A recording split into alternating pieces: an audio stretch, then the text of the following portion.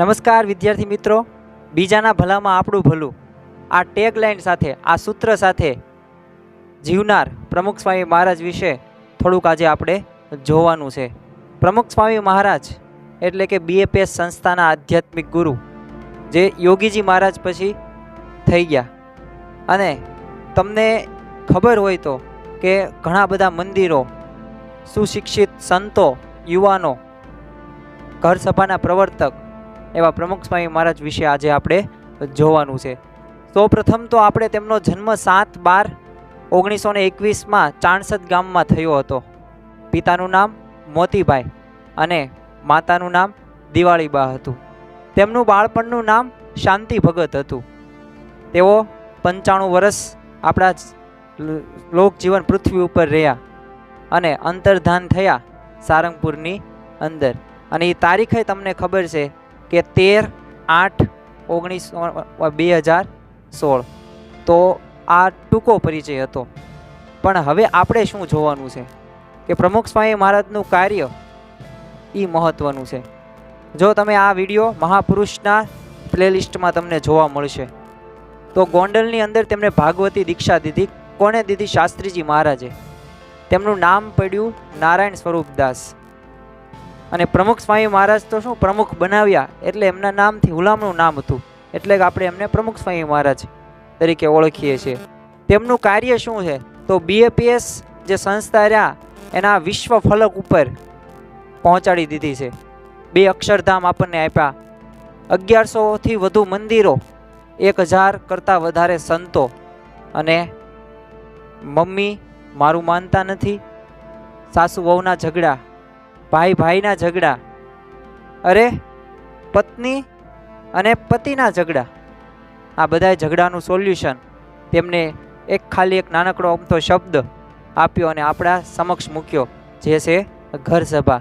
અને એવું પણ કહેતા કે સબ દર્દો કી એક દવા ઘર સભા. તો આ હતું પ્રમુખ સ્વામી મહારાજનું કાર્ય. બીજું કે કોઈ સાધુ હોય તો એનામાં આપણે કોઈ ગુણ હોવા પડે.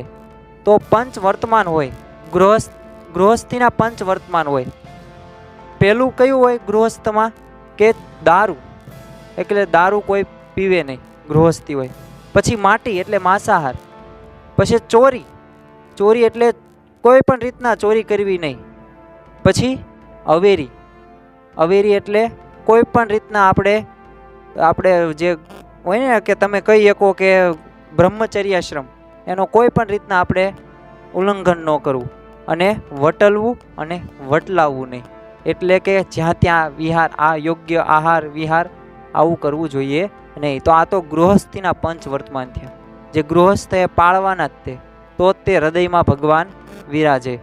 પણ ત્યાગીના પણ 5 વર્તમાન હોય છે, અને આપણે પ્રમુખ સ્વામી મહારાજના દેખાઈ આવે છે. તો ત્યાગીઓને કયા પંચ વર્તમાન હોય?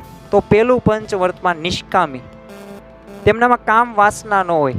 અને પ્રમુખ સ્વામી મહારાજને તો એક વખત ઇન્ટરવ્યૂ પૂછ્યું કે તમને કોઈ પણ સ્ત્રીનો કોઈ એવી રીતના વિચારે આવ્યો? એ કે ત્રિકાળમાં પણ નહીં, એટલે સ્વપ્નમાં સુષુપ્તિ આ અવસ્થા રહીને એમાં પણ કોઈ પણ દિવસ સંકલ્પ એવો થયો નથી. તો નિષ્કામી. બીજું છે સાધુનું, જે છે નિર્લોભી, તેમનામાં લોભ ન હોય. આવા સાધુ હોય તેનામાં લોભ હોય નહીં. તો પ્રમુખ સ્વામી મહારાજમાં આપણને લોભ જોવા મળતો નથી. નિસ્નેહી એટલે કે કોઈ પણમાં હેત સ્નેહ ન હોય. અમેરિકાની અંદર જ તે એક વખત વિચરણ કરતા હતા પ્રમુખ સ્વામી મહારાજ, ત્યારે એક વ્યવસ્થા, સભા વ્યવસ્થા રાખી. તેમાં જે સભા મંડપ હતો ને એ નાનો હતો. ત્યાં કોઈક હરિભક્તે શું કીધું કે સભા મંડપ બહુ નાનો છે, ઓછા હમાય. તો એ કે હા ઓછો નાનો છે. પછી થોડાક મહિના બાદ સભાખંડ મોટો હતો વ્યવસ્થા. તો એ કોઈક બીજા હરિભક્ત કે સભા મંડપ બહુ મોટો છે કા? તો પ્રમુખ સ્વામી મહારાજ કે હા બહુ મોટો છે.